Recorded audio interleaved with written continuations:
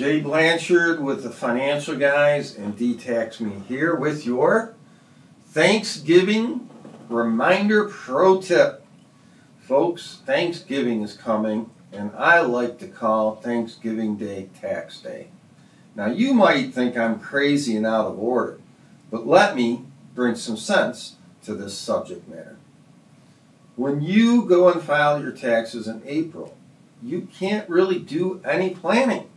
Oh yes, if you missed an IRA contribution, you can still make it, but that's about it. Tax planning and tax execution has to be in the calendar year you want it attributed to. So, as we approach the Thanksgiving Day holiday, when you sit down and you're eating your turkey dinner, you should be thinking, I need to call my advisor if I want to make any tax preemptive or moves that we had talked about that we were going to execute. The first one on the checklist that you want to check is RMDs. If you haven't made your RMDs by now, you're behind the power curve. I know what you're thinking.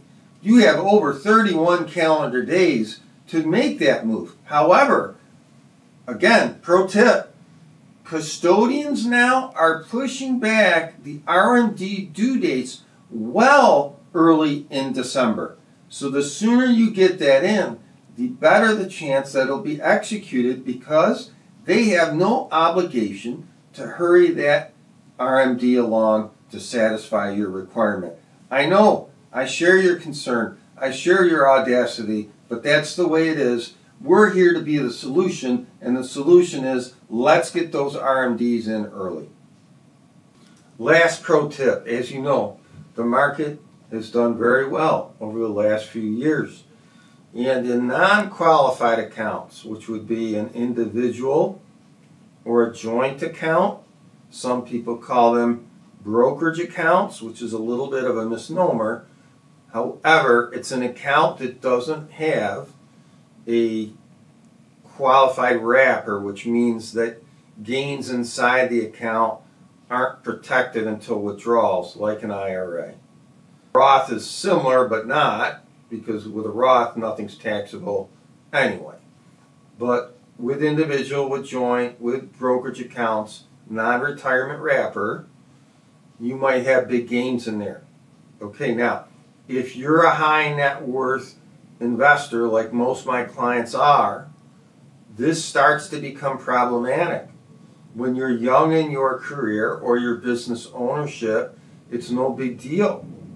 But when those gains really start to rack up, unless you know and unless you've planned to die with those gains, which then would receive an awesome benefit of stepped up basis, basically eliminating the tax. So unless that's your expectation, you're going to keep those gains basically until you pass, you might want to talk with your advisor and your tax professional about taking those gains as you go. Because if you don't do that, when you do take a large amount of money, it's going to blast your tax bill. Okay, so this is, again, about being proactive.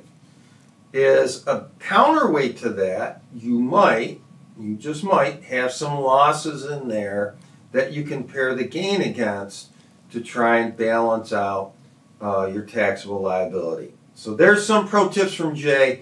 I hope you have an awesome, awesome dinner with your family, and look forward to speaking with you in December.